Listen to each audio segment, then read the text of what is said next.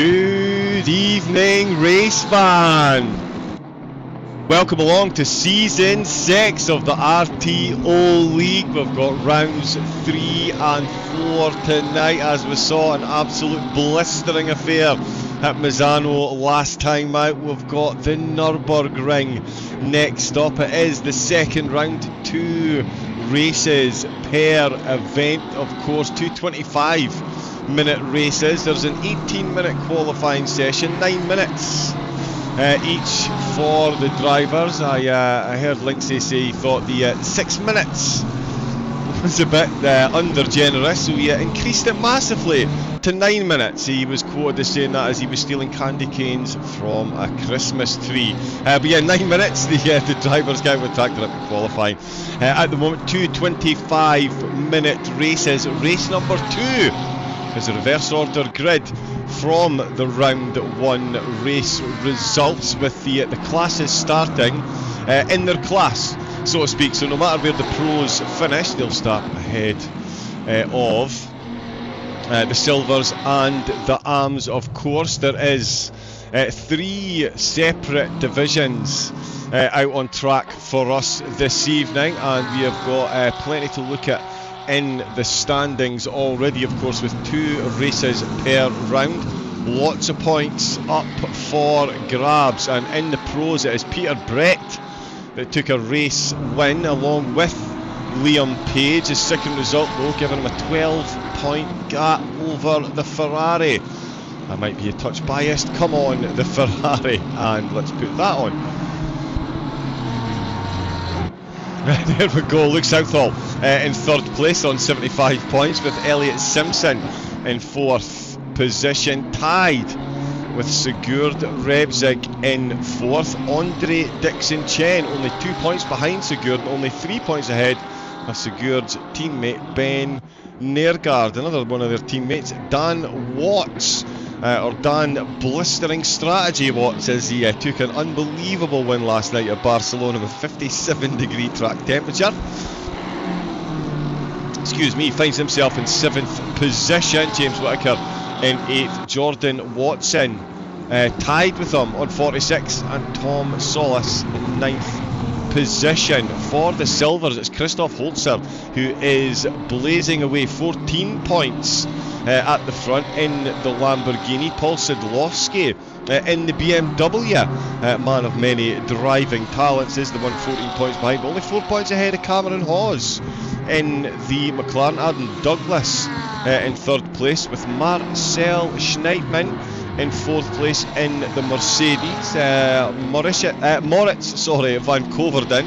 You can tell I've been practicing that one, because we do have some driver info coming up as well. In 5th place, and Ryan McCord in 6th position, 56 points again, very close in the middle field, just on the peripheries of the top 5. He's only a point behind Van Coverden, and 2 points ahead of Cormac Quinn. Cooper in 8th. It's Jort Sharinga in 9th, and Frank Sedeve, 42 points, finds himself in 10th position.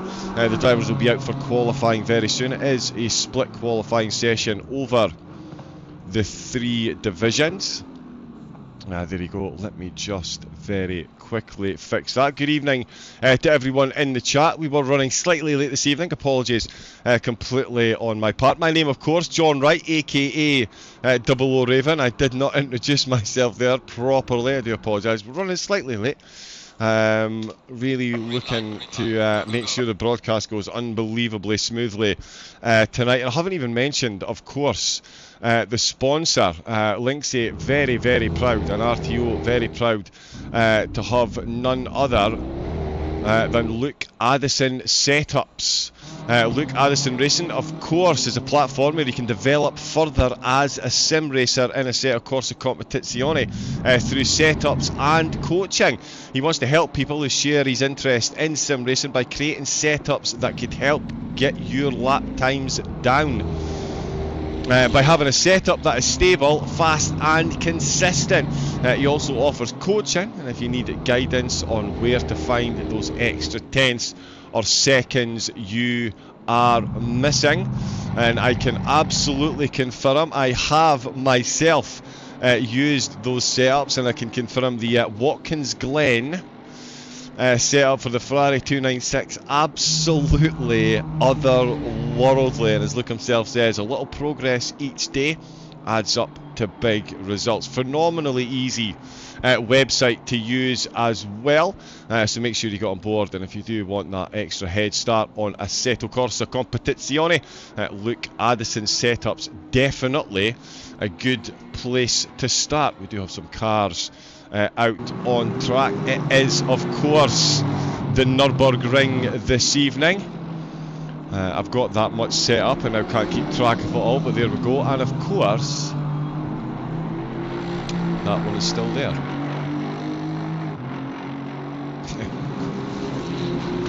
All that due diligence straight out of them. Season 6 there is Jack Duffy, the AMs out in qualifying first. Yeah, a very lenient 9 minutes each. The allowed links, he was feeling exceptionally generous, of course, when he came up with that one. So we'll see some times coming in. The track conditions optimum 25 degrees for the drivers out there. We've got a couple of times in so far. We'll also, in the intermission, we'll be having a look over a couple of the drivers that are out on track at the minute. Get to know a few of them. Of course, there was 2 last week, Peter Brett being one of them. The other one obviously escapes me at the moment. But while we're seeing times coming in, let's say hello to the chat. Barry Evans, late again, indeed. Connor, yep, there will be a broadcast team tonight, indeed. Allegedly so, one-man team this evening. Lombardi, let's go. Does that mean Lynx is racing? He will be stewarding. We do have live footage of Lynxie stewarding at the moment, just to make sure he doesn't miss any of the action. He is parked in his Mercedes on the apex, eagerly watching all the drivers as they go past. Cannot get any closer to the action for his stewarding duties this evening. Good, Mr. Boyle, so it's good to see that he will be diligently watching everything that is going on. Need to learn to do that with a straight face. Do we not get to hear him? He may pop in. He is, well, there was talk of him jumping in this evening, but yeah, I feel he just needs to jump up and sit with his feet up. There won't be much stewarding for him to do, fingers crossed, and he can just enjoy the broadcast as well. Reap the rewards of his labours, because it is quite the community set up. He is just an incredible chap, as Joe. The amount that he does as far as teaching and everything goes, absolutely. Yeah, incredible stuff. I myself can testify he got me from 2-minute 1 at the Nurburgring to 1-minute 54.8, which is quite the improvement. All hail the Ferrari 488, and not only does he teach you how to drive, he doesn't just tell you to put 2 clicks here and 2 clicks there. He teaches you tracks and things, so yeah, phenomenal guy. Who else do we have in the chat? Let me see if I can keep up with everything. Keep off the green and on the black. You get nothing in this game for a wall. I can't confirm, Brian, that is why I commentate. No, you will know the voice though. Oh, you poor people. Good evening, Raven Brian. How are we doing? Who is the voice? It does sound familiar. Some random Scot we kidnapped and forced into servitude. Now, I don't want to say that Lynxie has me captive in his basement, but if you could send help, that would be great, and I can only apologise about the dripping noise in the background. I'm sure that's deliberate on his part. From Noob Gaming, or whatever it's called, it says, Barem, is it Dreambound? Good evening. SOP eSports in the chat. I know that. Where do I know that from? Now, is that where I started my commentary career? I'm sure it is. Simon Bagas in the chat. Good evening. Can't stop the chop. Why is your voice on every broadcast now? Because people have terrible taste in commentators. We're going to say, who made that pick? Which, oh, is that, that's not Potty Mouth Bailey in the chat, is it?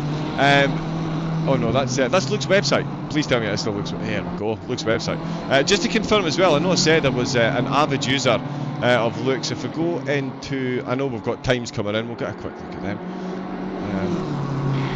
Yeah, website running a bit slow because I've got everything running. But yeah, there is. Hopefully there's no details on there. No, there's not. Excellent. But there you go. There is my orders for the Ferrari setup. So yeah, absolutely delighted to be talking about a sponsor that I firmly 100% use and enjoy. Oh, here's one. What's going on with that livery? Yeah, a couple of liveries. Slightly off kilter this evening, but let's get back on kilter with the Nurburgring. We've got a proper look at the chat when the pros come out. No shade being thrown, of course, at the AMs. It's Daniel Zlatnik who's leading the way. Forza Ferrari, the Team Snail eSports car.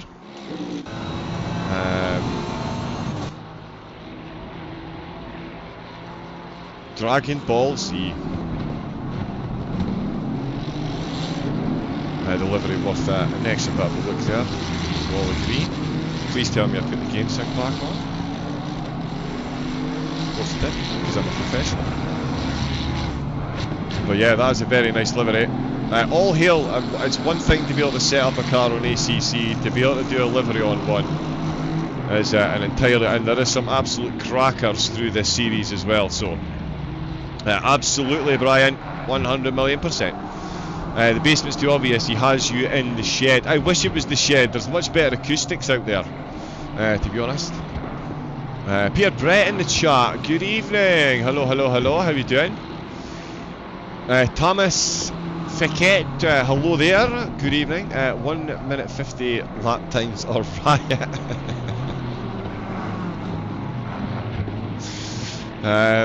1 minute 50 lap times, that would be, yeah. Quite the feat. Even larger than the size 12 boats I've got attached to the bottom of my ankles. Ben Knight, only less than 2/10 behind Zlatnik then. And we have got Vance Lawrence out in the BMW. Another spectacular livery there. I hope the colours are all coming across on the stream as beautifully as they are here. Some absolute stunners out there. We're going to be spending a lot of time. This one hasn't worked, unfortunately, for Lucas Lastovsky. It's always the ones you practice that you make a mess of. Toby Lowen, the Area 51 Mercedes. Oh, he's just been overtaken by Heselton there. Colin. And I did promise myself I wasn't going to do any Charlton jokes, but there may be cowboy references during the stream. I can only apologise in advance. Spartan Racing, he'll be fighting his way through the field for sure. David Blythe in 7th at the minute, just ahead of Craig Winter with another incredible livery there. Let's just take a moment or two to enjoy that one. And of course, Alpha Dog Meat in the Lamborghini. About to appear any moment. On the side of the track, again, another absolutely phenomenal. I didn't quite time that right because I really wanted to have a look at this one. We'll let the other class go out. We'll go with the quali while we'll have a look at this. 2 25-minute races. We do have a bit of an intermission, but we've got some driver info to go over as well. So we'll just enjoy the artwork. That can't have been easy to do. That is a whole lot of time and effort that has gone into that, and absolutely deserves a monster amount of praise.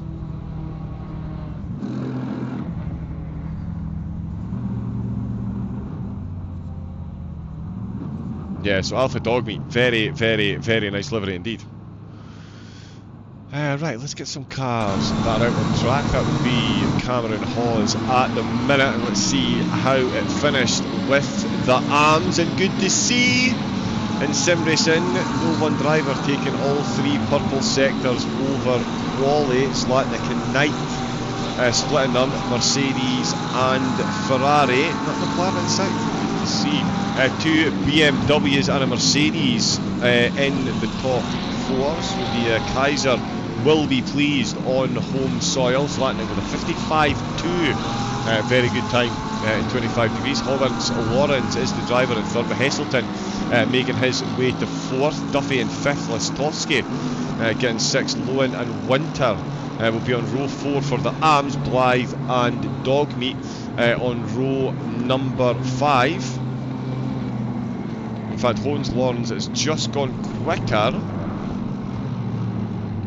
with a 1 minute 55.6. Now, I'm not 100% sure that's going to count because... Oh no, it would have been close. Wow, he must have started that with 2 seconds, 3 seconds left of the lap. If even that. That's incredibly close. That's incredibly close. Not as close, of course, as the drivers like to get in qualifying. We do see this a lot, like to get close and bunch up, but not a lot of time, of course, to get the quali done. There's James Whittaker for RTO out on track, and in fact, let's jump on board and see exactly what it is the drivers are going to be dealing with for the next 2 25-minute races. It is 2 25-minute races. The second race, of course, is reverse order from the results of race 1, but the cars will be put back in class. So if any of the pros or silvers finish behind any AMs and any silvers behind AMs, they'll still go back into their class position. That all fixed, of course, by Linksay in the background. Peter Brett for pole. Don't mention tractors. That livery isn't correct. Okay, we'll get a look at some of that. Brian Bold, Honey, got you. Stick to Tommy Hunky. Rich Gasson in the chat. Rich. Good evening. We may or may not be talking about you. So if you would jump into the second server really quickly, so we can get you some gratuitous camera time while we go over some of your driver info, that would be fantastic. Thank you. Luke Southall still learning the ports, says Simon Baggis. He's also cheering on Peter Brett for pole. What happened to Peter last night, actually? The 58 degrees really didn't suit him. Nurb's bot is a bit up and down, says Simon. Merck's not so good, BMW not bad, Lambo super fast. Simon asking questions there. Good effort though, you got my name quite nice. Thank you, Thomas. I'm glad it was close. Stick to Tommy, but it was a good effort, I got close.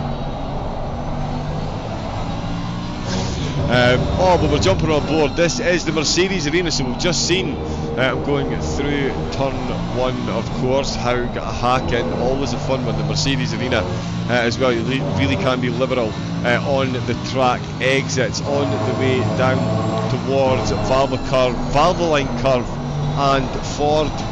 Again, avoiding the curves on the right here. You really do just want to stay on the tarmac there, and on the left, on the way down to Dunlop, of course, the tricky hairpin-esque corner. I mean, it is a hairpin. You go in one direction and come out in the complete opposite. Middle line, not always a bad idea. A lot of tyre scrubbing in the middle phase of the corner there as he heads up the hill to the one of the fastest corners on the track, of course, the Schumacher S. The really quick drivers take that flat out. I take that on board with the fast drivers as I'm commentating. Heading down into sector number 3, down of course into Ad Van Bogen. So easy to get that one very, very wrong. The exit to Warsteiner, unbelievably important to get this final section wrong. Multiple variations of the chicane, of course.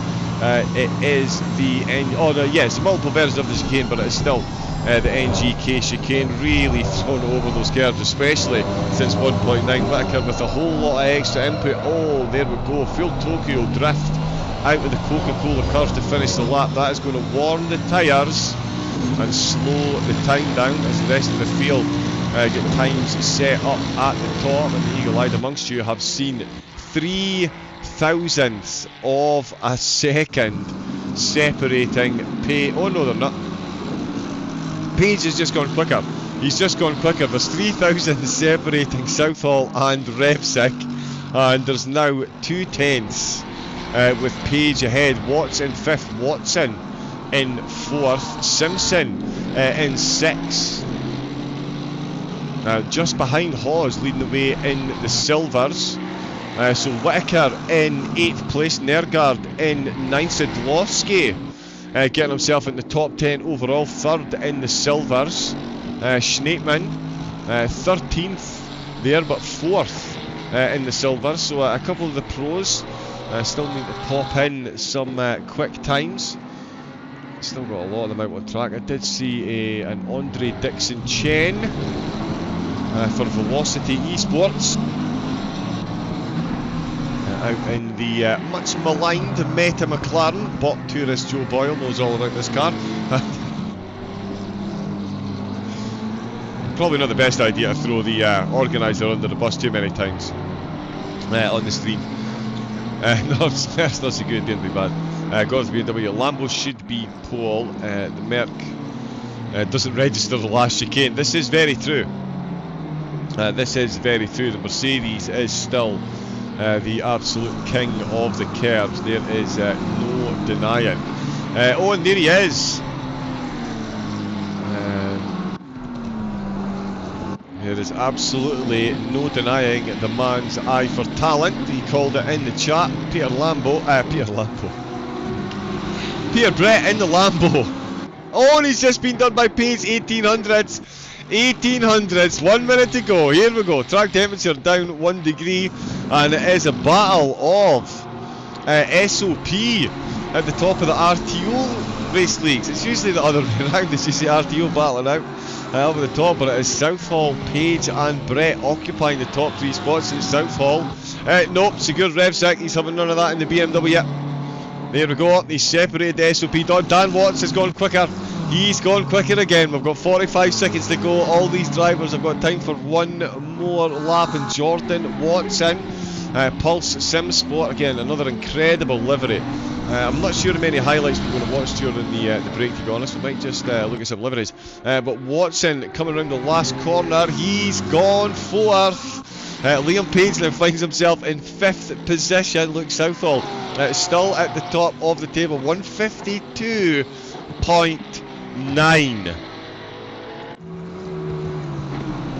Yeah, I might have to sell my wheel after this. We've even got a Bentley, of course. Lorben Kexel in the Bentley in the silvers. He's carrying a lot of time as well, so he is going to jump up a few places here. The final timer. The bell has rung on qualifying. No more laps can be started. Kexel.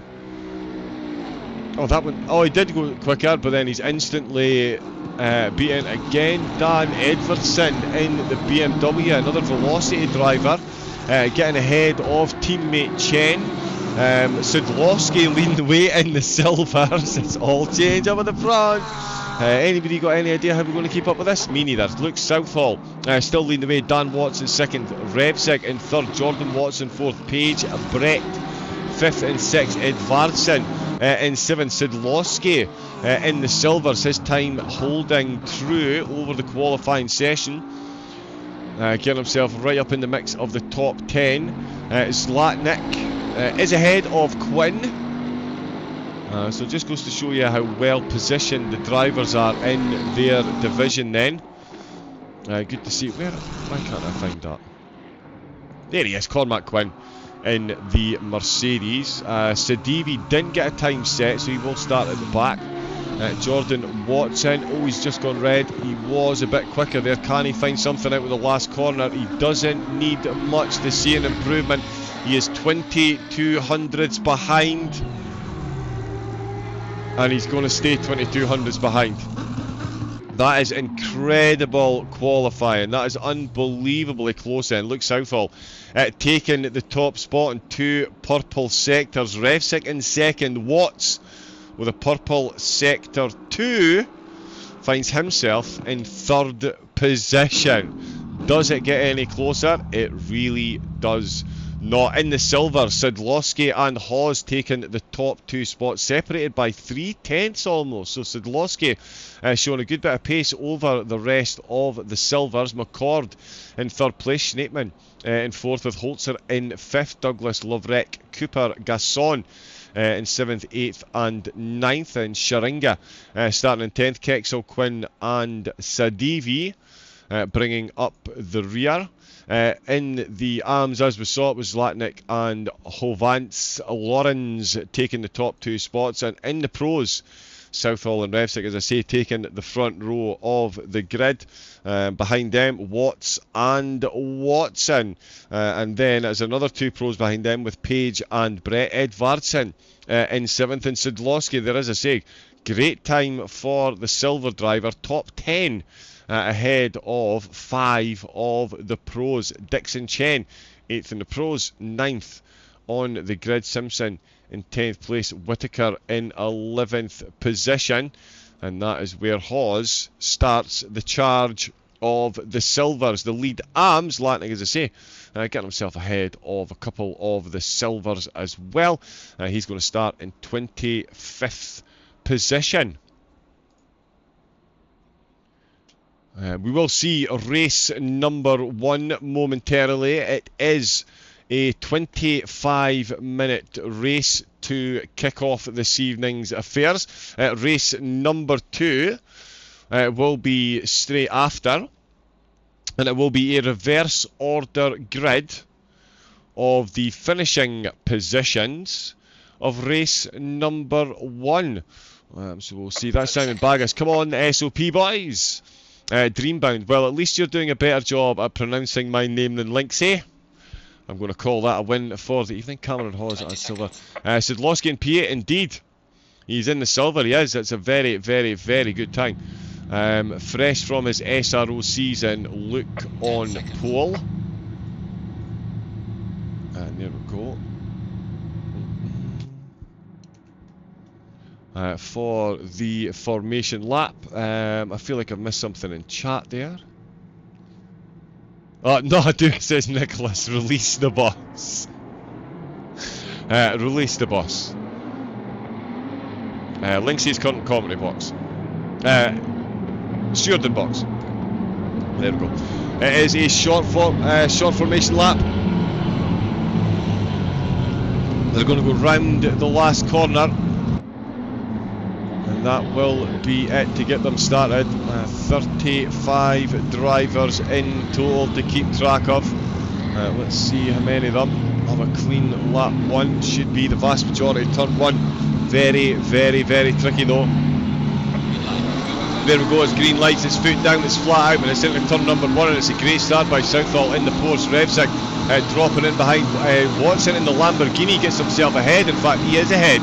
He's got himself up in the 3rd position, challenging for potentially 2nd as we see the SOP Ferrari coming in from the background. Peter Brett going side by side with his teammate Liam Page. Sidlowski getting a good clean start as well, as we can see him making his way through the Mercedes arena and down in the AMs again. Beautiful clean start by the entire field there, everyone making it beautifully through turn number 1 and through the very tricky Mercedes arena. Luke Southall doing all the running at the start though. Revsick in 2nd, Watson 3rd, Watson in 4th position with Page and Brett now 5th and 6th. Edvardsen still in 7th. Sidlowski still holding on there in 8th position just about, but he's coming under severe pressure on that inside line there. He's got a BMW and a McLaren. It's going to be Dixon Chen that says thank you very much, you couldn't get your job decided there. I'm going to take me a charge down into the hairpin, heading up into the Schumacher S. It's going to be 2 McLarens chasing a couple of BMWs. As the McLaren on the inside. Here comes an RTO Mercedes in the background. Whitaker and McCord getting involved in the battle in the head. Absolutely stunning driving in the opening exchanges from the drivers. Unbelievably clean and respectful.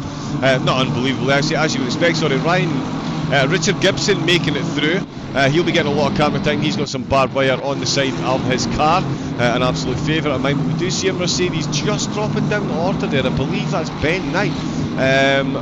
No, we won't watch the replay. Let's keep watching the field because it is still the first lap. As we can see, Watson and Southall leading the way. Revsick again in 3rd. Watson with a worldie of a start. And he's hanging right on at the back of Southall. The Porsche running very, very, very well at the Nurburgring. He's across the line to finish lap number 1. Southall still leading the way. Sidlowski in the background's got an overtake done against one of the pros. That's Simpson in the McLaren. So in fact it wasn't Dixon Chen, it was Simpson being overtaken by Sidlowski. So the silver leader up to 7th. Overall, 4 cars separating him from Ryan McCord there in 2nd place, but Ryan is in 2nd. Now he's got ahead of Velocity eSports Cameron Hawes in The AMs, I think we might have missed something. Lorenz is leading the way, Heselton in second, Zlatnik down in 4th position then. So Zlatnik, big fall from grace here, no damage on the car. Again, don't want to jump back in case that's not even Zlatnik. Zlatnik, sorry, that is Zlatnik. Yeah, no damage on the car for the Team Snail eSports driver. So maybe a bit of a driver error, seen him off track. That's how close the field is in the opening exchanges. Straight down to 4th position with one mistake, no mistakes in the opening exchanges from Luke Southall though. That SOP rear spoiler. You can barely see Watson. That's how close Watson is behind. You can't actually see the car for the spoiler of Luke Southall, but that Lamborghini just peeking its spoiler, its front splitter, and then its windshield decal out every few seconds there, of course, off his rear spoiler.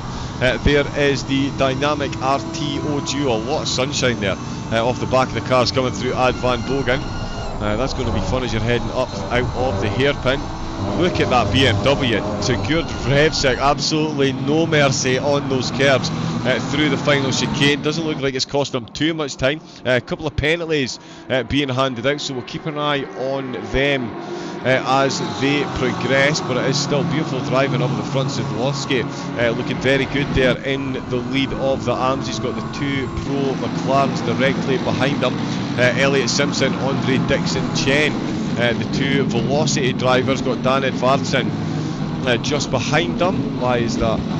Oh, sorry, yes, he is Velocity as well. So the 3 of them grouped together just ahead of the 2 RTO drivers, Whittaker and McCord. McCord second in the silvers, of course. And then there's Cameron Hawes, one of the silvers in the Velocity. So it's quite a battle between the 2 teams right in the middle of the overall pack. Then Nick Cooper, another Velocity eSports driver, looking to get a position taken over Adam Douglas. The Tiger Club Racing Mercedes doing a fair bit of defending as they've got Thomas Loverick just ahead of them as well. There is confirmation the penalty was for Solis for an early contact, 10 seconds. That will be added to his time. Battles right through the field as well. Ben Knight looking to make his way back through. He has got Christoph Holzer just ahead of him. Look for a move through Warsteiner there. Couldn't quite pull it off. He's going to have to rebuild for that one. Jack Duffy in the Aston as well, down at the back of the field. Still looking to make positional improvements if he can. Liam Page dropping a little bit of time to his teammate Peter Brett, who's definitely not losing time to Dan Watts as they go side by side down through Ad Van Bogen. And it's the Ferrari that's got the inside line, the BMW on the outside line, less centrifugal force, more acceleration, nose to tail through the final chicane. Both of them absolutely planted there, millimetres separating the 2 of them as they fly through there. Peter Brett in the Ferrari chasing down the BMW into turn number 1. This is going to be a fun one. And in fact, ahead 2 podium positions in contention as Revsec and Watson in very similar positions. Let's watch them into turn 1 first. Revsec not quite close enough. Is Brett? Oh, and he had to pull out the way there. Is that going to bring Liam Page back into contention? Page has got a good run on the way in there. I think Brett was maybe a bit closer than he anticipated on the way into turn number 1. Oh, a lot of lateral movement there, but he did have a good momentum. Didn't lose too much momentum out of that last corner compared to what's ahead, who looked a lot more planted and smooth. But certainly Brett had a good run. Was he close enough? Into turn number 1, not quite. Oh, just a little bit later on the brakes, does move out the way to avoid that contact, and certainly his teammate taking avoiding action as well, so not quite as close as it looked on that original camera angle. But Brett certainly looking to improve on his position early doors. Of course, it is only a 25-minute race, 18 minutes left to go. Paul Sidlowski having an absolute otherworldly start. Why is his livery not working? That one is really confusing, considering many times Sidlowski has raced on broadcast I've presided over.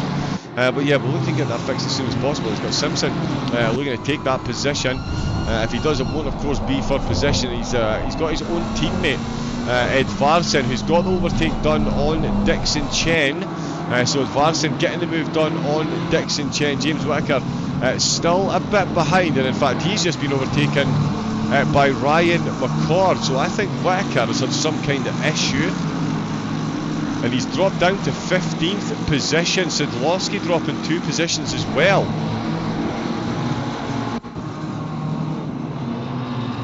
So let's see what happens here then, because he was fine heading through Warsteiner down towards Advan Bogan.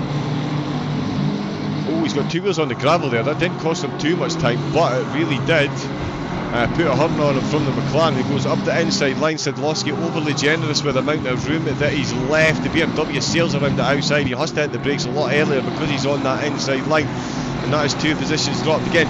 He might not have been overly defending that. Oh, and we've got Liam Page in the gravel. Liam Page in the gravel. That's into turn number 1, so he's out of the last chicane. He's made that out of there, no problem whatsoever, out of the last corner.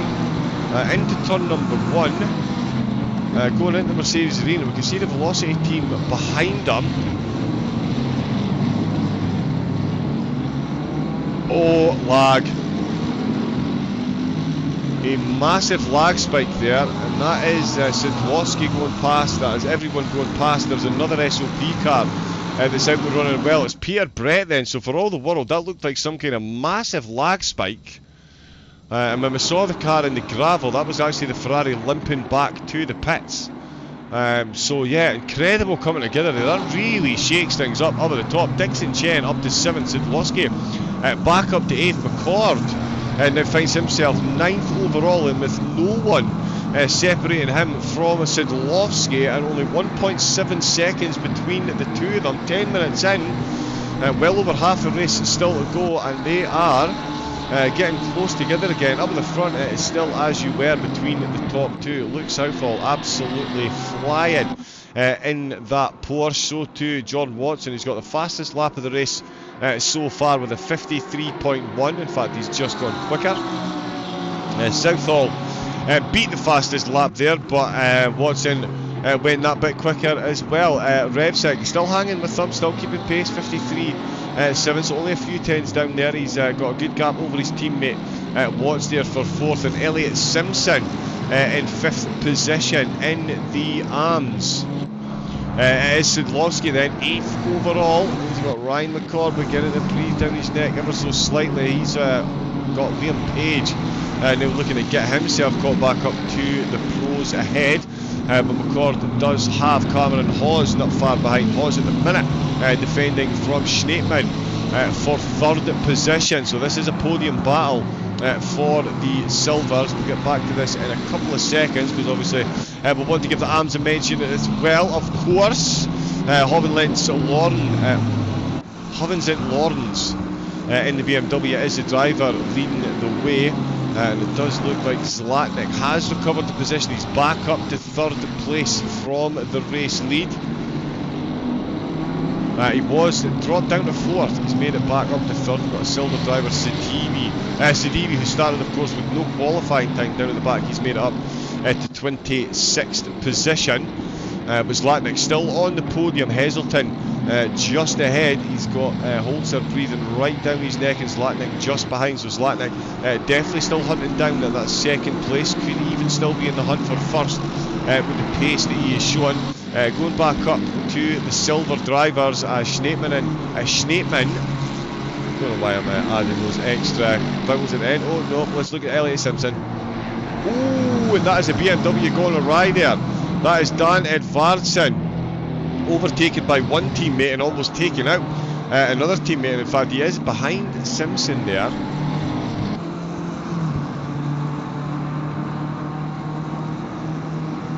So yeah, I think these two Velocity drivers are coming together through Advan Bogan. Both of them looking planted. The BMW on the inside line this time, but still managing to get his nose in front, and that is a little bit of contact, and that is a lot of off-track time for the BMW. I think he's fortunate that was his teammate that was turning up behind him there, because if that was another pro driver, that would have been a side by side there. The BMW just hanging on to 6th position under Dixon Chen.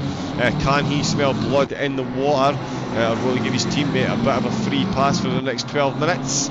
We'll keep an eye and see. Schneemann at the minute, Ben Nergaard making his way back through the field.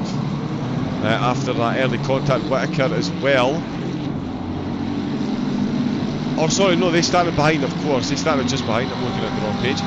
Nurburgring is now separating. Oh no, Hawes and McCord as well. Liam Page just making his way past McCord very quickly, getting that done. There is a lot of action right through the field. It's good. Revsig set the fastest lap of the race with a 1:53.140.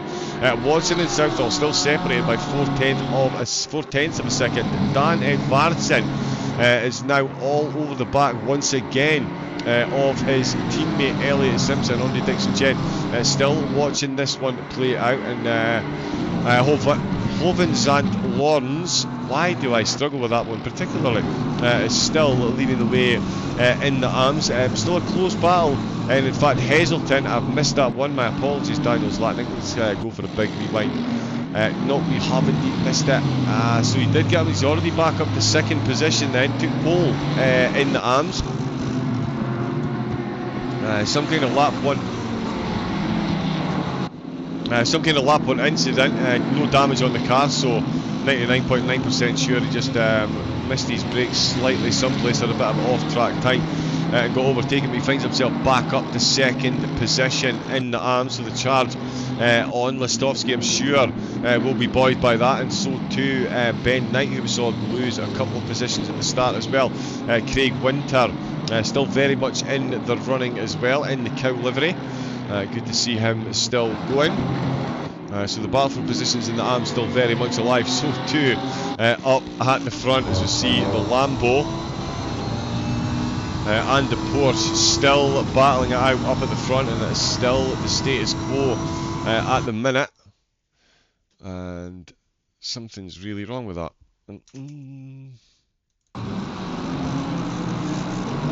Yeah, apologies. Hope the stream's still running okay. It did seem to take a bit of a tangent there. But yeah, Watson still 10 minutes to go. Still chasing Edvardsen, still chasing Simpson. Still incredibly close there. Revsig setting that fastest lap times, closed that gap back to within 1.1 seconds. He's now got 3 seconds over his teammate Watts. Dixon-Chen still within a second, and Ryan McCord catching up, or still hanging on to the back. Ryan McCord, there he is, hanging on the back of Liam Page. Just about, in fact, trying to find his way up past Page if he can, or even use Page's slipstream to get him caught up to Sadlowski, who's had a phenomenal run up at the front of the AMs. Sharinga as well there, 17th position overall, looking for 5th in the AMs, putting the pressure on Adam Douglas in the Tiger Club racing car. In fact, Douglas himself given Thomas Lovrek a bit to think about in the turn one as well. These short races really do keep it nice and close. We've got Elliot Simpson still keeping it close with the teammates, but he has been overtaken, or as he let his teammate through, Edvardsen in the BMW, now looking to break away. Southall, for all he might, try as he might, there is no breaking away from Watson at the minute. Revsig still 1.1 seconds, 1.4, so he's lost 3/10 over that last lap as we get into the closing 10 minutes. 20-degree track temperature, so it has dropped somewhat since the race started. It was 24, 25 degrees. Oh, and the Porsche having to go round one of the blue flags. Look at that, absolutely beautifully out the way is the Mercedes. The top two sail on through. Whittaker and Hawes. Again, this won't be a battle for position, so I'm not sure Hawes will put up too much of a fight. In fact, I think yeah, he is going to... Oh, just have a look out the slipstream there.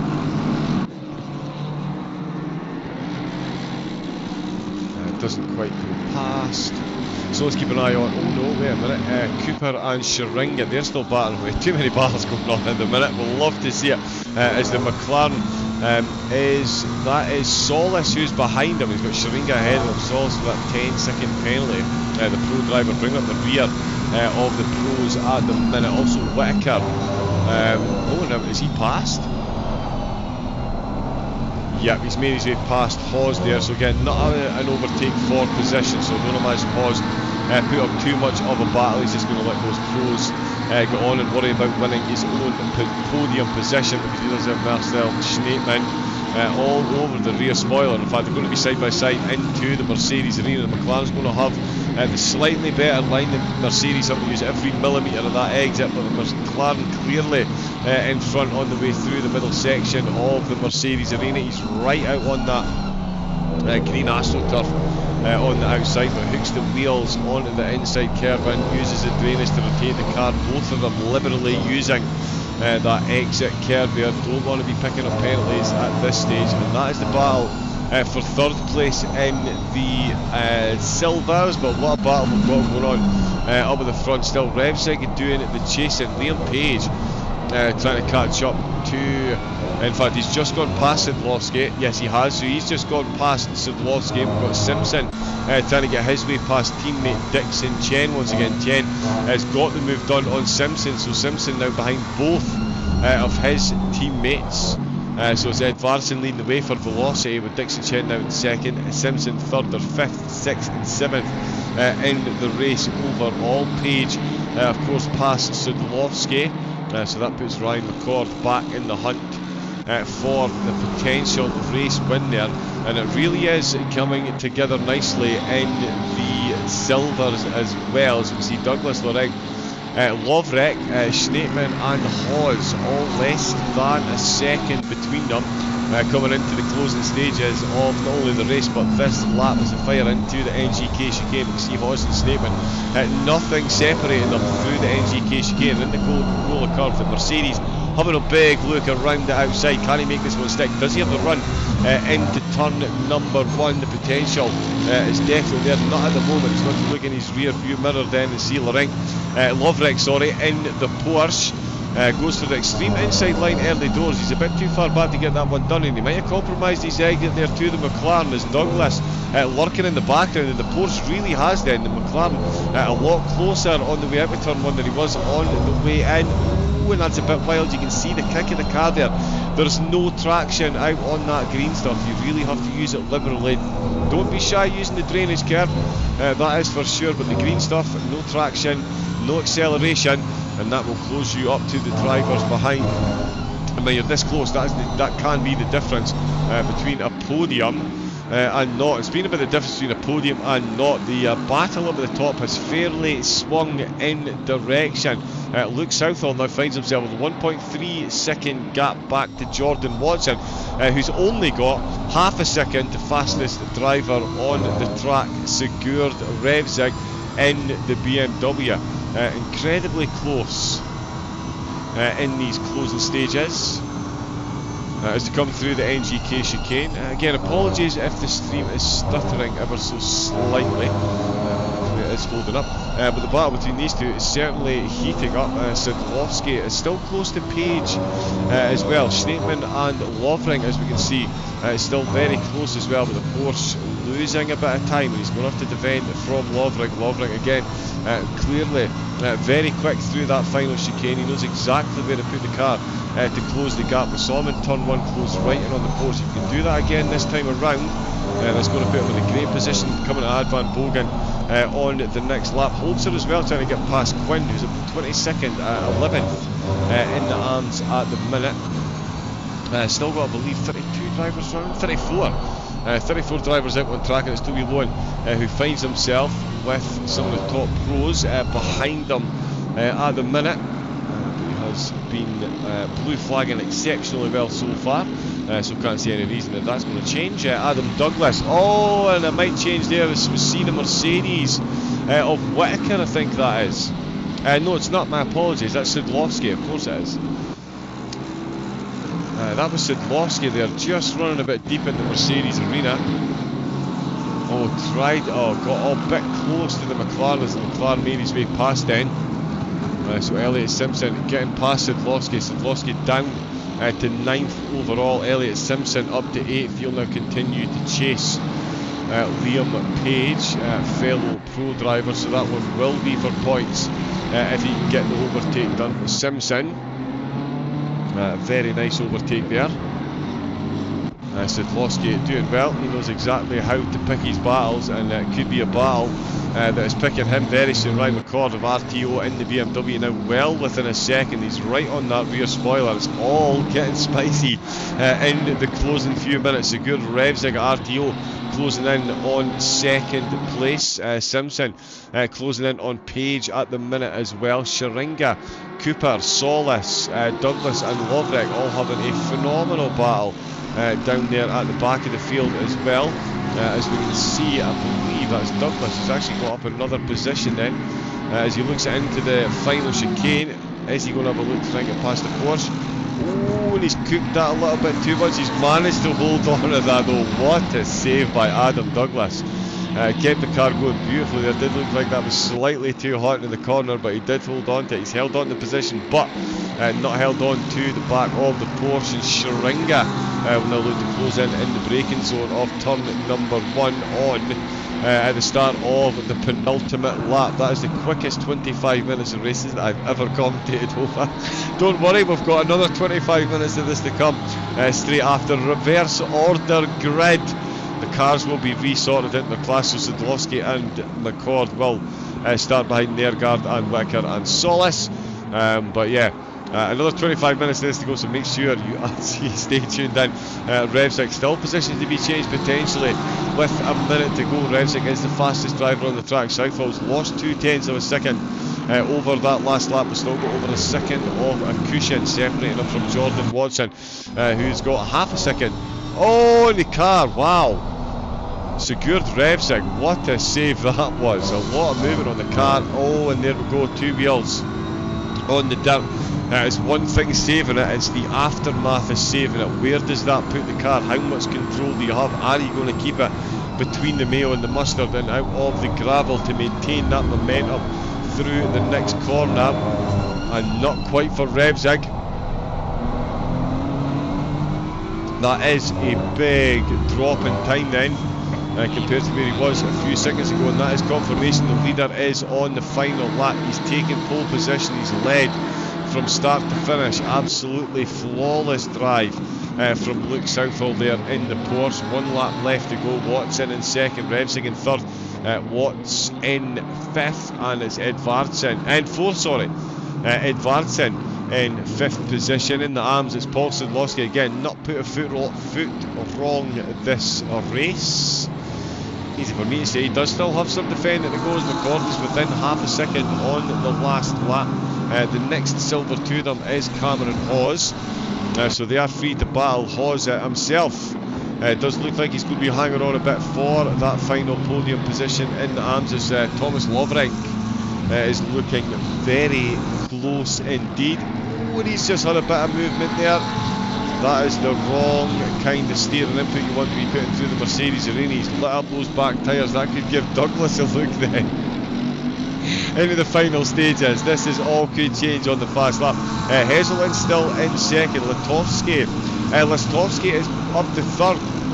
My apologies to the AMB. We've missed quite a few tricks here. Daniel Zlatnik now down to 5th position then.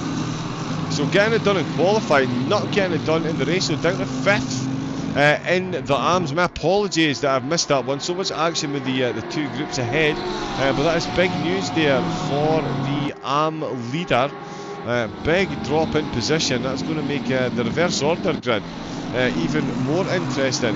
Nick Cooper, another velocity driver involved in battles. He's got Solis, the pro, still behind him with that 10-second penalty. So Solis will finish last in the pros. He will start first though in race number 2, and I've actually gone and done it. I've missed the leader crossing the line. So close. Watson got to within half a second and secured Revzig 1.1 seconds down, but congratulations Luke Southall. Absolutely flawless 14 laps, takes the top spot, and it's Paul Zlatnik.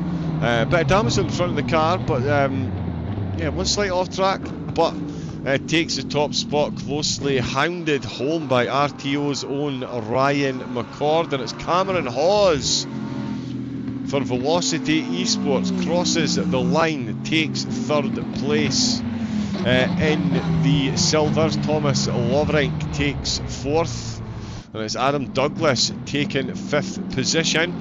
And in the AMs, it is Wesley Hovenzat Lawrence who crosses the line in that phenomenal livery in the BMW.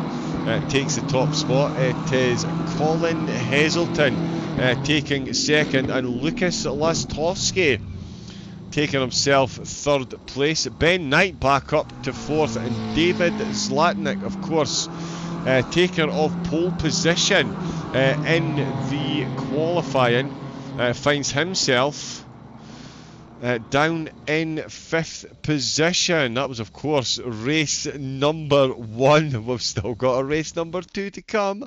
Happy days.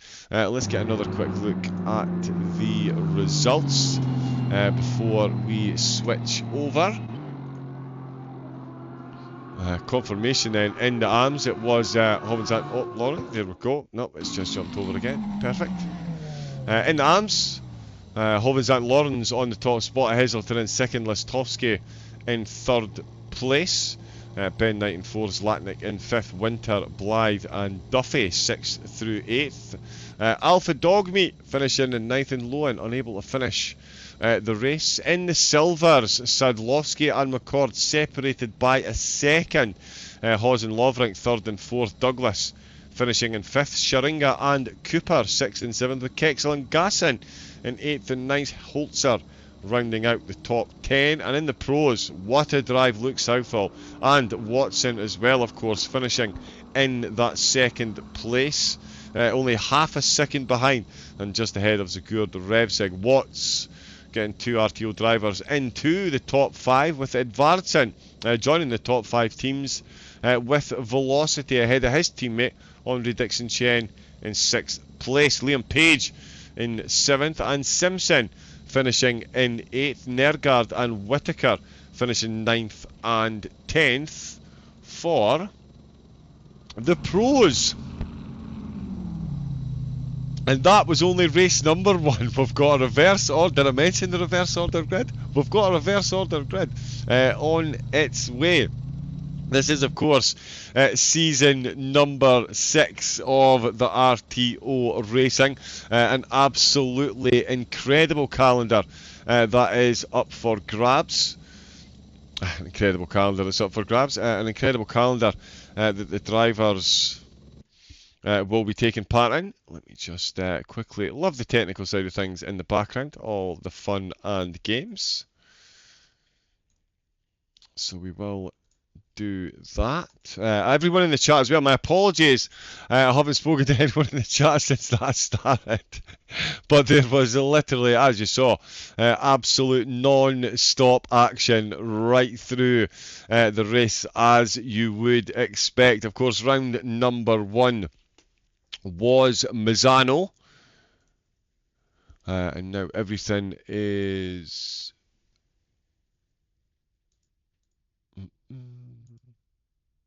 round number 1, my apologies, was Mazzano. It is Nurburgring this evening, 2 races per round. After tonight, we'll pack everything up. A quick hop across the Atlantic will find us at Laguna Seca. Quick hop back across the Atlantic again. It's Donington Park for round number 4. From Donington Park, we're across the English Channel and straight to Hungary for the Hungaroring. Definitely not infamous for being an absolute nightmare to overtake, of course. Then from Hungary, we're off to Holland for Zandvoort. Of course, land of the rising bocht. That's Dutch for corner. And then after that, it is the long haul. From Holland, we're off to Japan, Suzuka. Cannot wait for that one. And ironically, straight after Suzuka, we have got Monza. Now, Monza, turn 1, gets a lot of stick. Suzuka, turn 1, I mean, yeah, that is a whole different kettle of fish. Let me...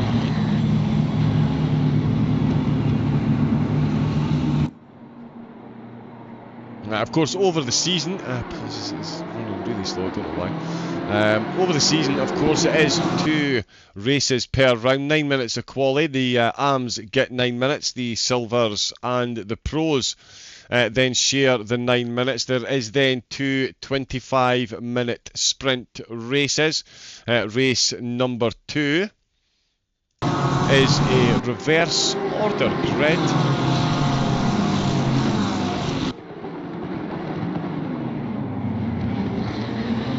And of course that hasn't worked properly. But yeah, race number 2 is a reverse order grid from race 1, with the cars regrouped back together into their pro, silvers and AMs. So at the moment the results are being put in.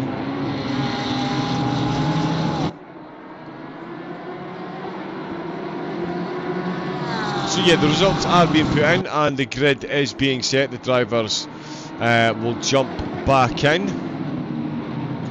There's been a lot going on in the chat. Good evening everyone. I'm not sure I can hope. Just ignore us, we are used to it. That would be the one comment I would spot, wouldn't it? That would be the one comment I would spot, but yeah, no, 100%. SGB John, great race this, indeed, absolutely incredible. Underworld steaming angles. As well, Monza turn 1 is scary with Linksay behind you. Don't worry, commentate on the race, not us. I'm glad you all appreciate that. Hey Peter, how you doing bud? Welcome in. Saying hi to John as well. As we can see there, some highlights out on track. The drivers will be joining another server very shortly. You know when you do lots of practice and preparation and then everything decides to stick and freeze. There we go. We have over the season got several drivers taking part in Linksay, just to make sure everyone felt that bit more included and give them the full race driver experience, if nothing else. Obviously I can't open that there.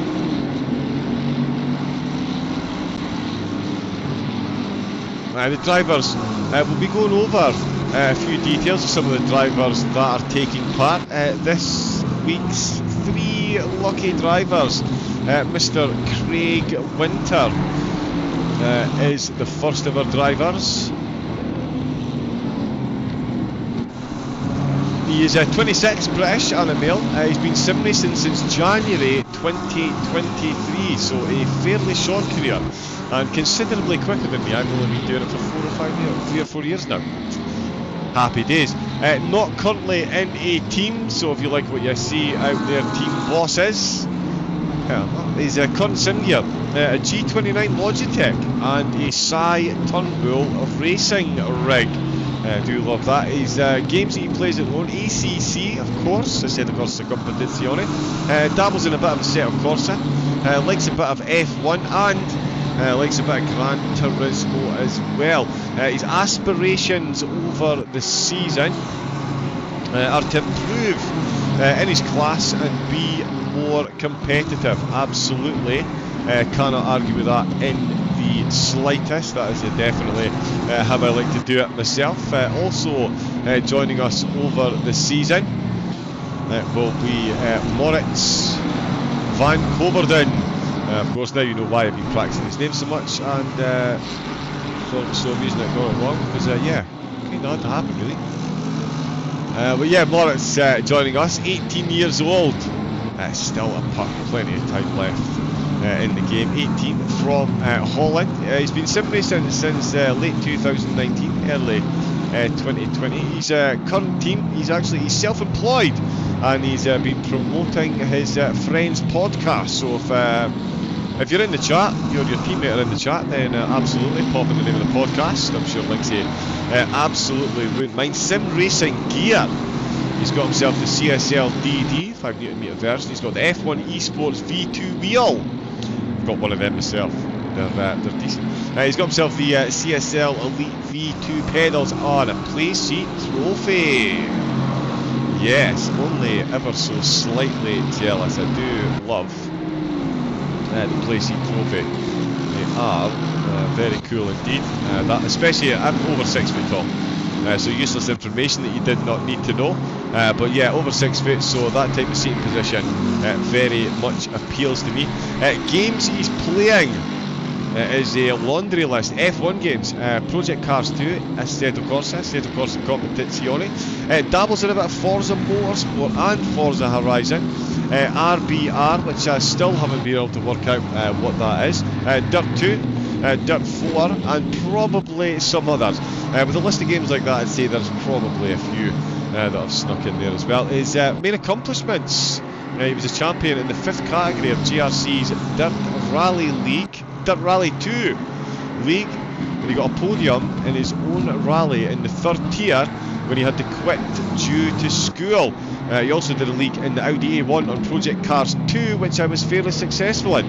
I've done the Audi A1, the Project Cars 2, and that, for a hairdressing mobile, can fairly put a lap in around some course. Another driver joining the league, Richard Gasson, another British male, 45, who's been sim racing.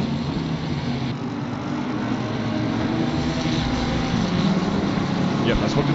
He's been sim racing since late 2021. He doesn't have a team at the moment, but he does run RG Motorsport as his personal mechanics business. That's RG Motorsport. So that's his own personal business. His sim gear, here we go. Simicube 2 Sport with the Asher Racing F64 steering wheel, the OBP pedals with the SimLabs profile rig, triple 2K monitors, but he races in VR on an HP Reverb G2. That is a driver that has filled his piggy bank. The games he likes to play: Assetto Corsa Competizione AC, Automobilista 2, and of course Race Room. Love the F4s. His aspirations are to be the greatest granddad in sim racing. He has 6 grandkids, so I'm sure the greatest granddad already, but wants to be the greatest granddad in sim racing. Now, I don't know if that means the best racer or just being the best granddad and the sim racer, or does that mean the best sim racer that's a granddad? We'll have to find out and narrow down exactly what those aspirations are. They will all be taking the grid for race number 2 very shortly. Linksay will still be sat in his stewarding box getting ready for race number 2. Not a lot to do in race number 1. Of course, this is round 2 of rounds 3 and 4. Round 2, race 3 and 4 of the series. As I say, it'll just be getting set back up. In fact, yeah, big shout out again to the series sponsor, of course, Luke Addison Setups, because we all know that little bit of progress each day adds up to big results. Here you can see my own personal account on Luke's website, the Ferrari 296. Quite unashamedly, got myself those. I can confirm the Watkins Glen setup for the 296 is absolutely otherworldly, and as you can see on his unbelievably easy to use website, Luke lets us know that racing is a platform and you can develop further as a sim racer in Assetto Corsa Competizione through setups and coaching. He wants to help people share his interest in sim racing by creating setups that could help you get your lap times down by having a setup that is stable, fast and consistent. Can confirm they are all of the above. He also offers coaching if you need guidance on where to find those extra tenths or seconds that you are missing. And as I say, unbelievably easy and intuitive website to use. Drop on, you can buy the setups for the cars, or you can very easily book yourself some coaching, which I believe does come unbelievably highly recommended. Unsurprisingly, I'm sure we'll agree.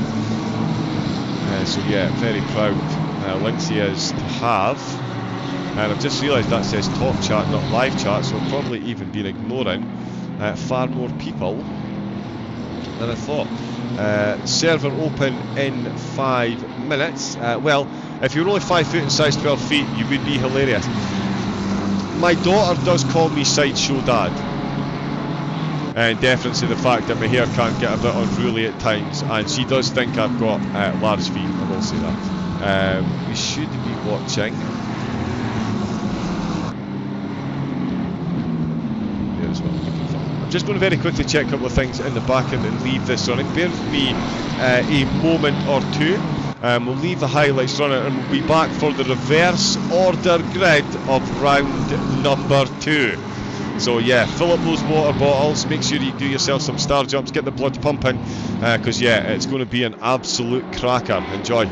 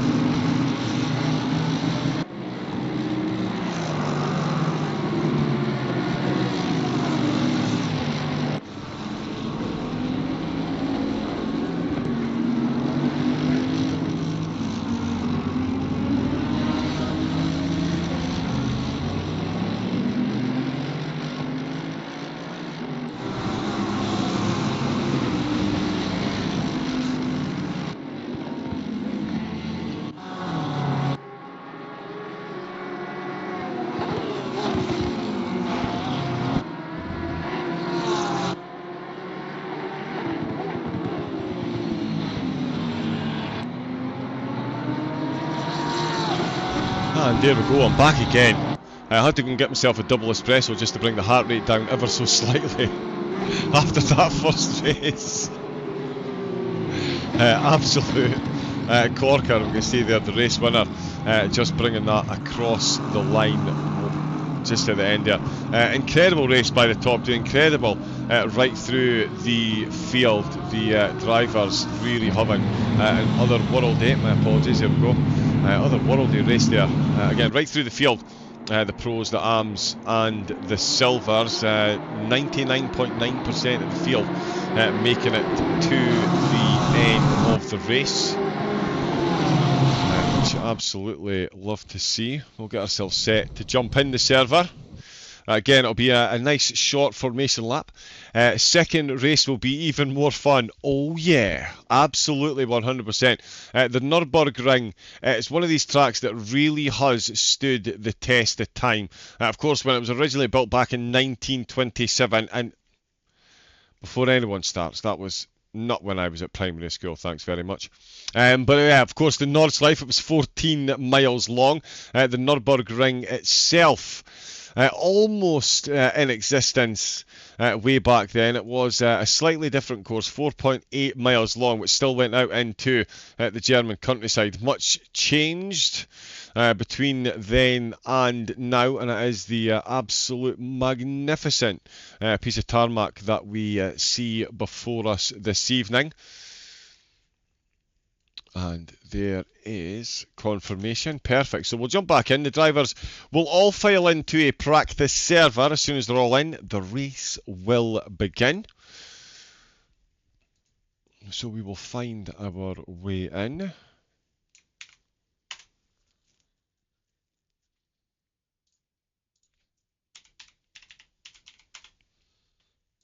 Yeah, I'm always saying I can multitask, but try typing one thing, yeah, and saying another. Very difficult. Here we go.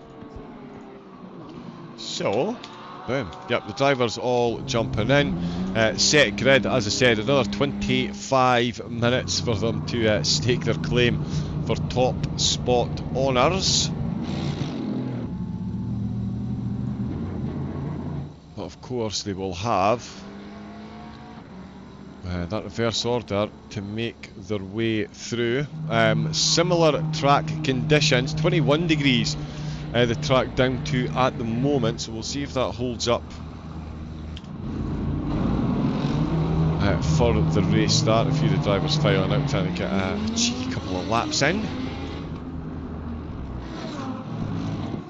And you can actually see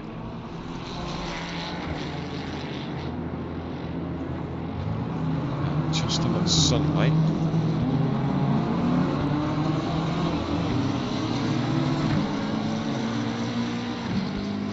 Sun setting there in the background. Will it be set? That's as you can see there that what the drivers have got to deal with on the way into turn number 1. The sun absolutely glaring into those eyeballs, and on the way through, of course, the Mercedes arena might drop a bit before then. So we'll see how we deal with that. The track temperature dropped 3 degrees over the last race in a very short period of time. So we'll see if that is emulated in race number 2, and if that has an effect, if any. While everyone jumps in, let me see. I can't change the size of that. Oh yeah, so I did, yeah, again, hi to everyone in the chat. I hope you're all enjoying the broadcast this evening. Of course, it's brought to you by RTO Racing, Joe Boyle, Mr. Linksay. Make sure you give him a follow on Twitch. Please give the channel us here on YouTube a subscribe as well. It's completely free. Hit the bell. Find out every time they go live. Still lots more racing, of course, to come from this competition. We've got Laguna. I know, Donington's in there. But as a viewer, it is amazing. Now, I'm not saying as a driver I cannot get round Donington. In fact, yeah, Mr. Addison, we might put his lessons to the test. I'll see if he can teach me Donington. That will really find out if series sponsor Luke Addison can teach you how to improve. So that could be the acid test there. But some absolutely incredible races still to come. And of course, the drivers all getting intros as well. Of course, Richard Gasson, Craig Winters and Moritz van Coverden taking part. As you can see, a wide range, 45, 26 and 18, ranging from a Logitech G29 to a Simucube 2 Sport. So yeah, it is sim racing really is absolutely all inclusive, and if you want to feel like you're included, make sure you get onto Linksay's Discord, the RTO Discord, because what he does with his teaching and his leagues, absolutely second to none as far as I'm aware in the sim racing space, especially as he does a lot of these while he's streaming live. So he will teach you a track. Just yeah, incredible. Can't say enough good things about Joe. So make sure you get involved and give him us a follow and all the support. Peter on pole for race 2, so some consolation. There we go, second race will be more fun. I feel like Richard's name's from someplace. Got something right, fingers crossed. Oh, okay, so Peter Brett, yes. I did wonder why he wasn't in. So he disconnected, unfortunately. Oh, here we go. And the sun disappeared then. They say it changes when the sun goes down. But yeah, I bet this lot would look good on the dance floor. That is the server being reset, so the next time we see the drivers, we will be out on track, ready for race number 2. Absolutely devastated. We couldn't get oh yeah, sorry, I wasn't able to broadcast. Me or the team wasn't able to broadcast the race last week. I fear there had been some kind of issue. But yeah, please make sure you go back and watch. I did see Linksay's handy. Oh no, there we go. Yeah, so make sure you go back and watch last week's race at Mazzano again. Absolutely cracking content. Linksay doing a phenomenal job. And I do completely understand participation. It's not an easy word to pronounce. It really can't catch you out. So, yeah, we did phenomenally well last time out. He gets to enjoy the hopefully, fingers crossed, enjoy the broadcast this evening while he's steward in. He's certainly, thankfully, not had much steward in to do, so a nice easy night for him. Long may that continue. I mean, it was only a 25-minute race, but it feels like so much happened. It feels like it was so much longer than that.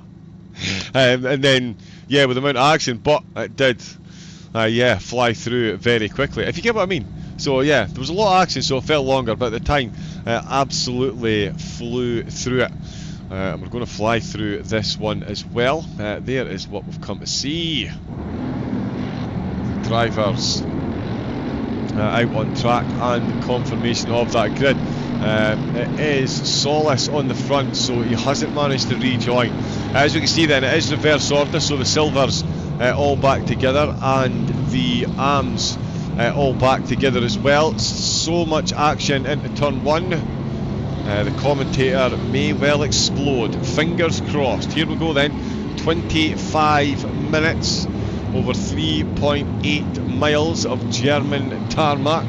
3.1 miles, sorry, 5 kilometres for those that speak old school. Oh, it's a drive-through already for Hawes. Cameron Hawes picking up a drive-through penalty. His foot down flat out. I'm not used to the short start. There we go. It's Simpson who's got a flying start. Ben Nergard as well. He's got himself ahead of his teammate James Wacker. There's an RTO SOP Liam Page there, just looking for the third place ahead of Simpson. Can he get it round the outside into the Mercedes arena? Unbelievably close there, as we can see. Dan Watson, Zagur Revsik closely followed once again, followed this time by Luke Watson.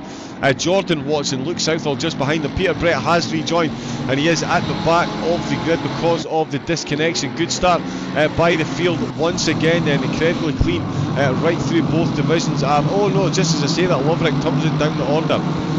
Lovering losing positions. Cameron Hawes is going to lose positions, of course, and down in the AMs it is Lowen still leading the way. Van Holtz, Hovenzat Lawrence, who won, still at the back just behind Hazel in, but up at the front there is more positional changes as Dan Watts is fine, even though that says he's out the race. But Luke Southall up to 6th position then already, so it's been all changed right through there. He's followed Watson right through, pending penalties cleared by the race. That'll be looked at after. That is one thing I know the links he likes to do as well, to keep the races flowing.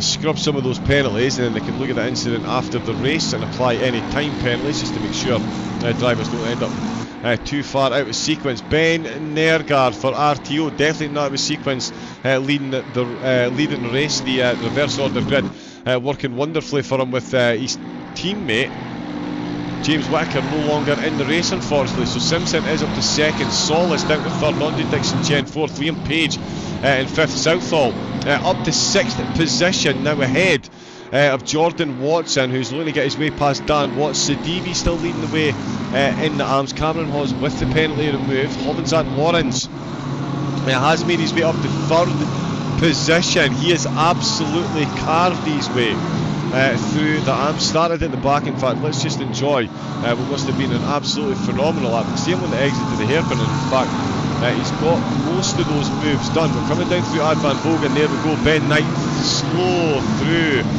the Schumacher S's. Look how much time he's lost through there. That just goes to show you how absolutely spot on you need to be through that high speed corner. Oh, and there's a Mercedes the wrong way. Oh, and that's a full contact. That is a full blooded contact there. Nothing the driver could do. The driver stopped on track, did the right thing by holding their brakes. That is just an unfortunate side effect of what happens when you adhere to the rules. If you spin, hold your brakes. As we saw, one car with a massive collision there, but the rest did manage to thankfully make their way through. Reverse order grids, all action all the time, as Dan Watson is now being chased down by Jordan. Dan Watts is being chased down by Jordan Watson. I genuinely thought I was going to get through the whole night without that one catching me out. But Watts is chasing Watson. Revsig in the hunt for that one as well. Ben Nergard up at the front, got Elliot Simpson all over that rear spoiler. They've got a bit of a gap back to Tom Solis, who's still fending off Dixon Chen. These two, a bit of a cork in the bottle with Page, Southall, Watts still chasing them down. Jordan Watson, as you can see there, in 8th position, just set the fastest lap of the race. Ed Vartson tumbling down the order even further.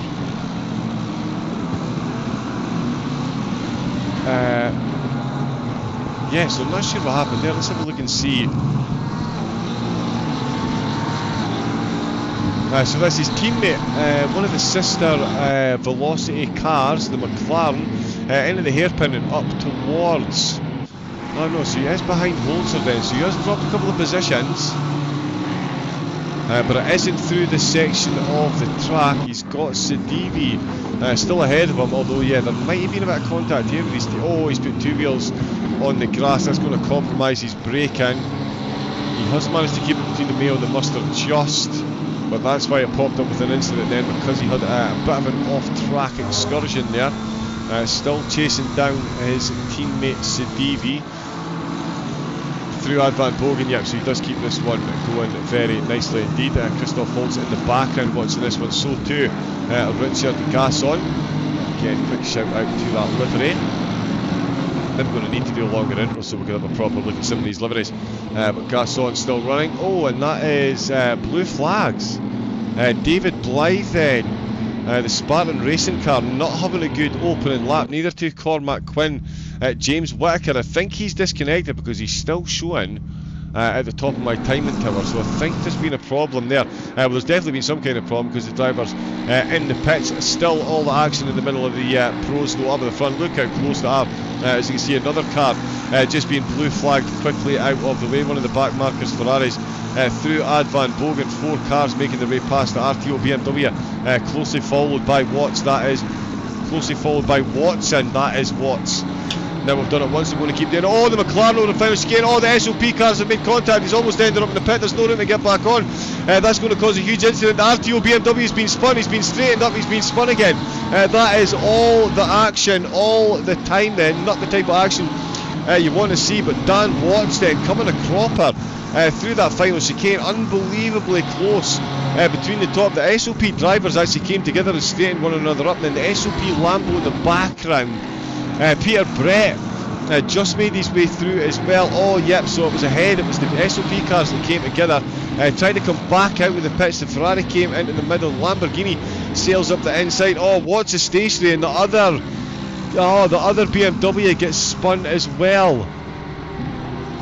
Wow, the RTO team, 2 cars getting spun there. Watts them down in 11th position. Sigurd Revsig down in 19th place. So he was already down the order at the back with the reverse order grid. He's now dropped down to 19th overall. Again, holding the brakes during an incident is essential. It can cause other incidents. It does cause you to drop massively down the grid, but Revsig, despite being a fierce competitor, holding his brakes, dropping massively down the order. That is him right out with the hunt then. Still 18 minutes of the race to go.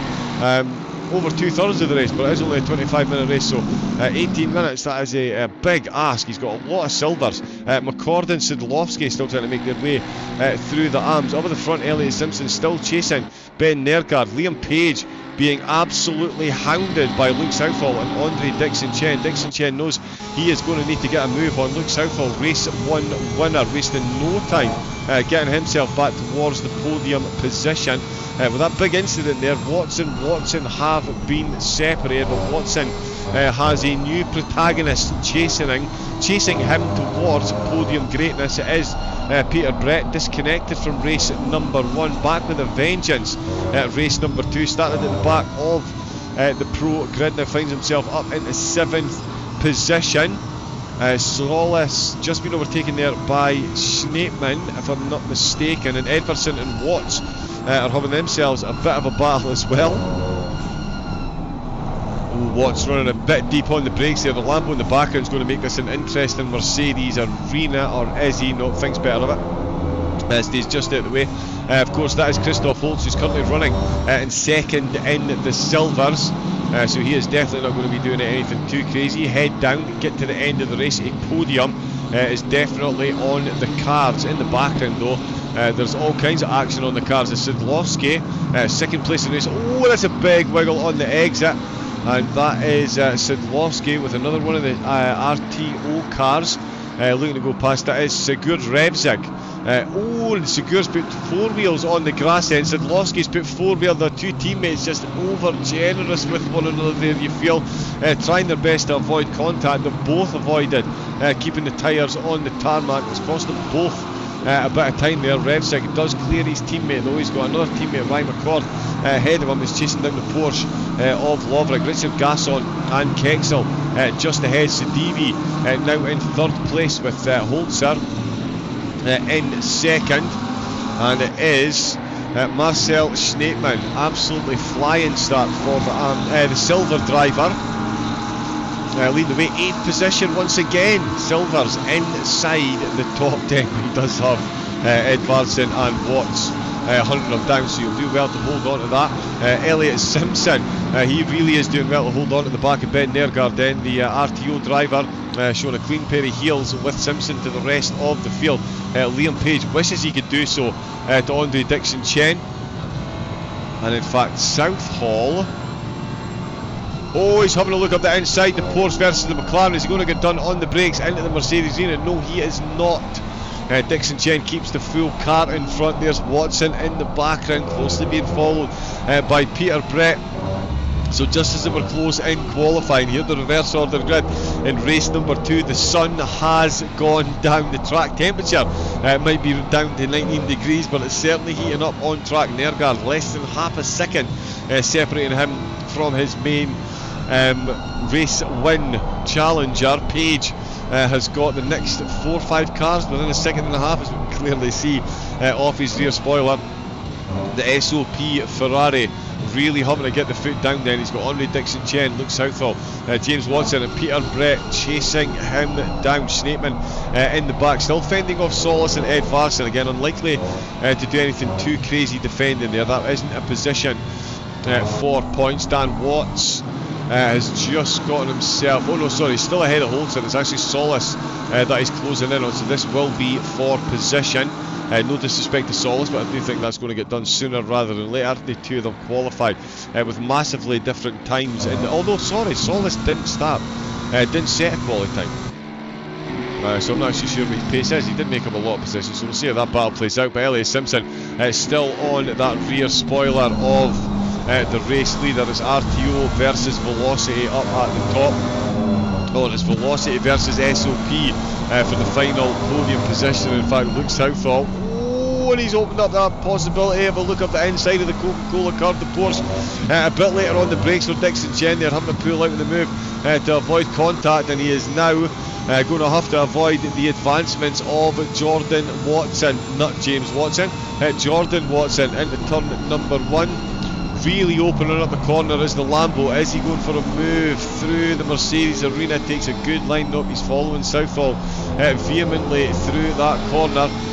Dixon Chen now the cork in the bottle, although Liam Page hasn't really managed to break away from this group, not like Nergard and Simpson have. They're absolutely flying. Edvardsen is absolutely flying as well. He's got Schneepman in, Schneepman just ahead of him. Again, that's not for position or points in the championship.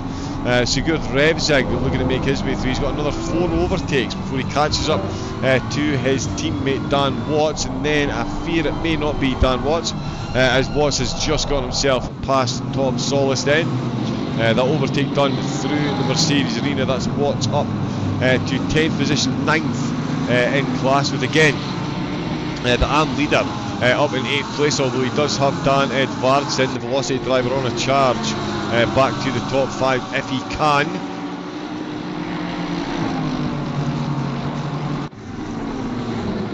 Yeah, so action all the way through the field. Oh wow, there we go, race control having a gentle word in the ear. All hail David Zlatnik. Did not have a good race 1, and if I didn't know any better, I think that was a different livery for race 2. Yes, it is. Very clever. I like that he's done that. But yeah, so David Zlatnik then. Apologies to again the AMs. I'm going to be their least favourite person over this.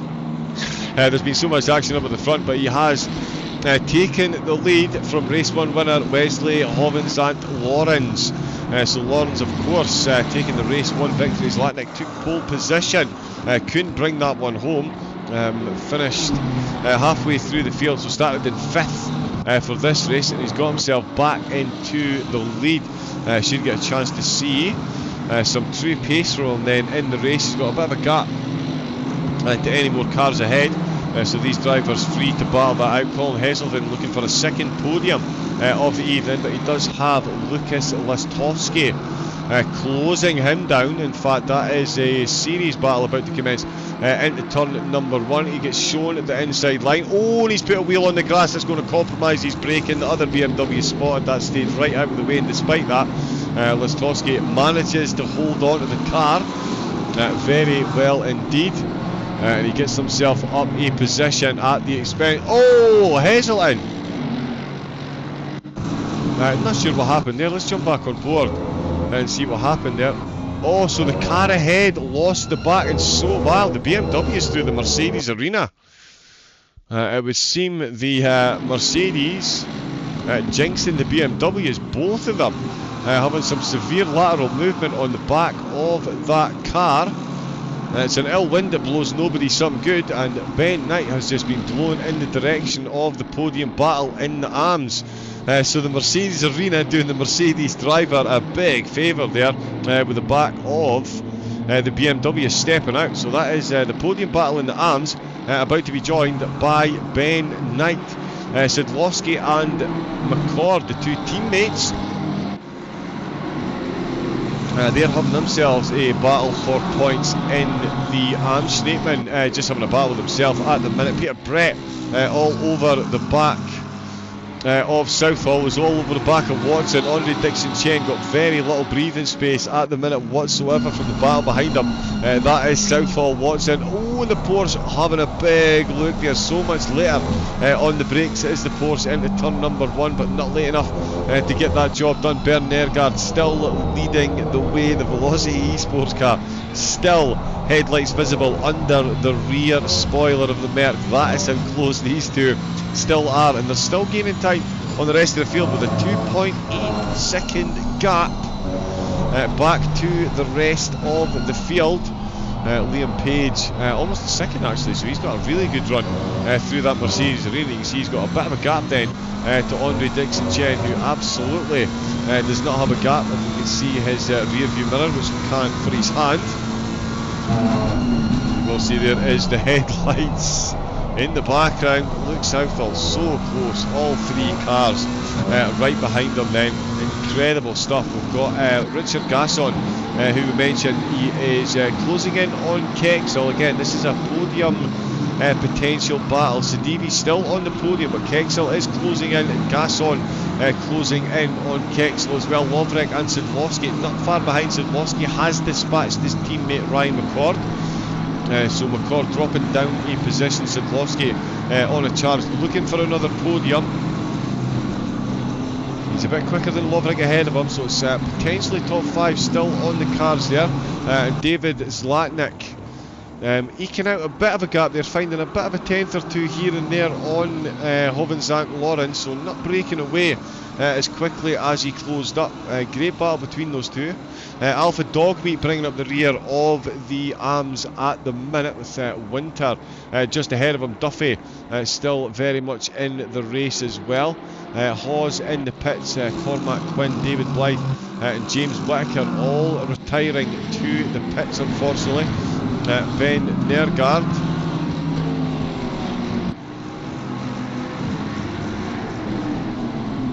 is in third place. Me a few seconds for my brain to calculate what it was I was actually watching there, but Ben Nergard has not only lost the lead of the race, he's in danger of losing a seat on the podium. Let's see what happens between himself then and Elliot Simpson, because that is Liam Page is ahead of him through the final chicane. The Mercedes over those curves as easily as you would expect. Looks all good into the Coca-Cola curve.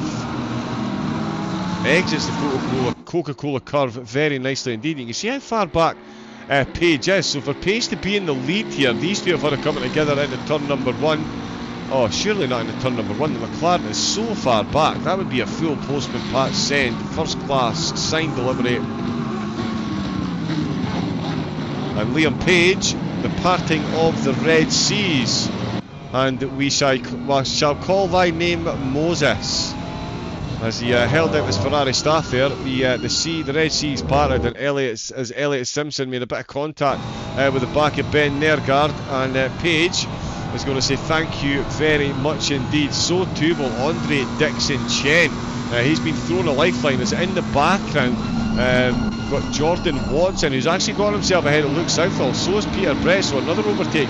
A big overtake that I've missed. We're not missing this one though, as Jordan Watson closes in. Oh, and Peter Brett, look how close he's getting. So Luke Southall down a couple of positions in the Porsche.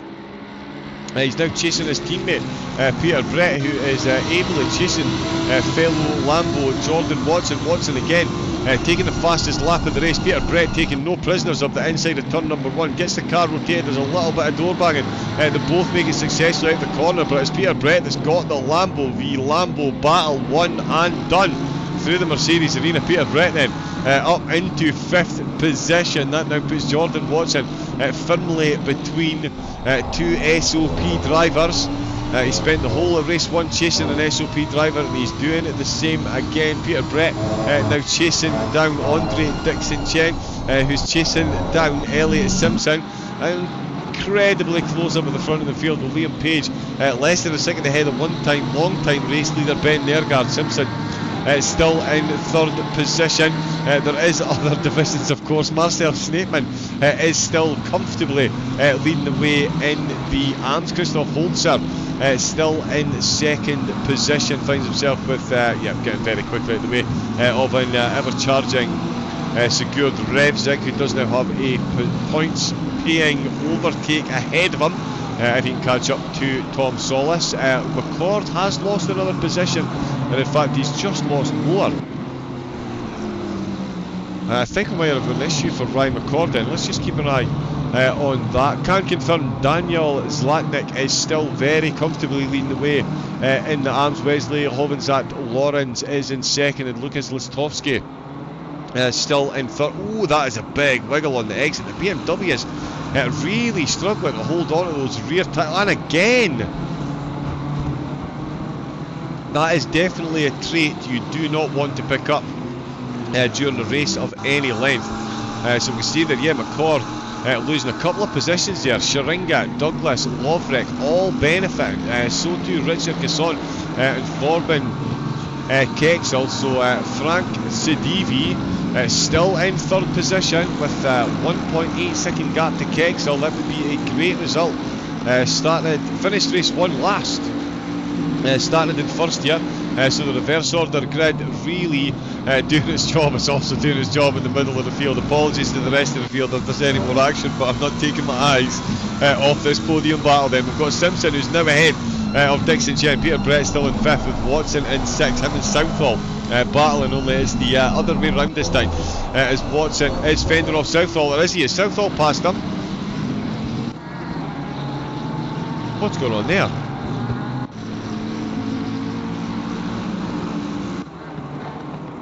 Right, okay, let's jump back. Big replay then. So let's see what's happening. Jordan Watson, he has tumbled down the order into turn number 1 with Saw. So this is where he was sandwiched between the two SOP cars. The Porsche goes up the inside, really gets that nailed on the apex. On the exit, the Lamborghini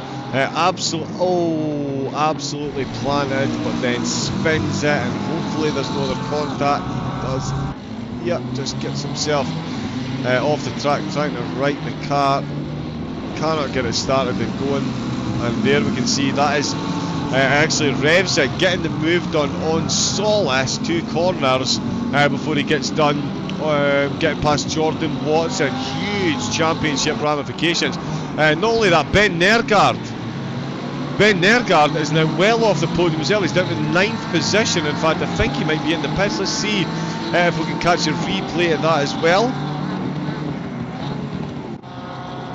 Hopefully we can't. He's in the pits. Nergard is retired to the pits. So let's take this up from the hairpin. He's heading up to the Schumacher S. He's got the 2 Velocity eSports McLarens behind him. That looked like a bit of a sketchy entrance. No, that's just to the untrained eye. In the background, the Velocity car coming under big pressure. And he's taking a bit of contact from the Velocity McLaren. And he's scooted off into the distance. Nergard off the podium. Second contact there for Nergard. Denies him not only the race win, but a podium finish. That puts Andre Dixon-Chen and Peter Brett again. It's an ill wind that blows nobody some good. Brett disconnected in race number 1. finds himself very close to a podium finish in race number 2. That is motor racing, be it sim or real. Anything can throw a spanner in the works at any time. And the leader is on the final lap. Let's make sure we catch the leader crossing the line this time. Although with the way the action's been going thick and fast, I cannot guarantee that as Frank Sedivy finds himself off track under pressure. Kexel is going to get a position in the dying stages. This is for the podium. Kexel up in the 3rd place. I'm not sure. I think Sedivy might have tried to take avoiding action there. He might lose another position then as Richard Gasson and the barbed wire bearing Mercedes-Benz is where I was going with that one.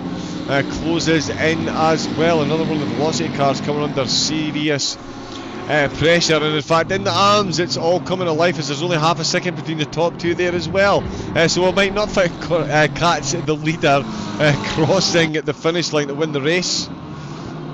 That's him just on the final lap now. So yes, he is just starting the final lap at his page in first. Dixon Chen tentatively in second at the moment. He's got the SOP pairing of Brett and Southall chasing him down. His teammate advancing, and Simpson not too far behind. Dan Watts leading the RTO charge at the minute. After a couple of unfortunate incidents, he sees himself down the order. Schneepman still leading there. Solis still all over the back of Sedivy, who's still all over the back of Kexel for that final position, which I can't find. Where is it? There is there, Sedivy. Oh no, Kexel's breaking away. So yes, Sedivy chasing off Gasson now. They've both got past. Oh no, we need to look back up. Peter Brett. Has he got a move done on Dixon Chen? Nope, they're coming at the final stages of the lap. They're up through the hairpin. We've got a yellow flag as well. None of the class leaders, none of the podium sitting certainly, but coming up towards Steiner Curve, it is Liam Page in the SOP Ferrari being chased by Dixon Chen and Peter Brett. Peter Brett trying to chase down that second spot on the podium.